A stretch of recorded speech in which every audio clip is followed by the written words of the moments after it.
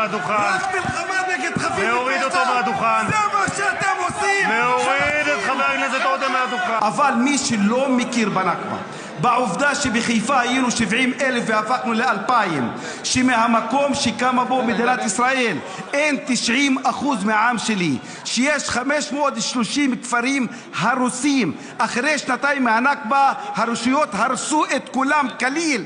זה מכחיש היסטוריה, זה מכחיש נכבה, זה בן אדם שאין בו מוסר, זה בן אדם שאין בו מוסר ולא רוצה לבנות אזרחות נכונה. הדבר האחר שאני רוצה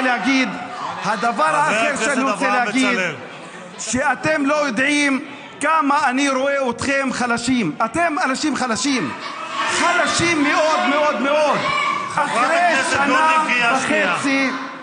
אחרי שנה וחצי על מלחמה שהרגתם בה 19,000 ילדים, 53,000 תושבים, הרסתם את כל האוניברסיטאות, את כל בתי החולים, ואתם, אין ניצחון פוליטי. אתם מרגישים שאין ניצחון פוליטי, לכן משתגעים. למה אתם משתגעים? למה אתם חלשים? למה אתם עצובים? למה אתם לא שמחים? למה? בגלל שאין הישג פוליטי. רק לרדת מהדוכן. אוניברסיטאות. לרדת מהדוכן, חבר הכנסת מלחמה נגד אזרחים.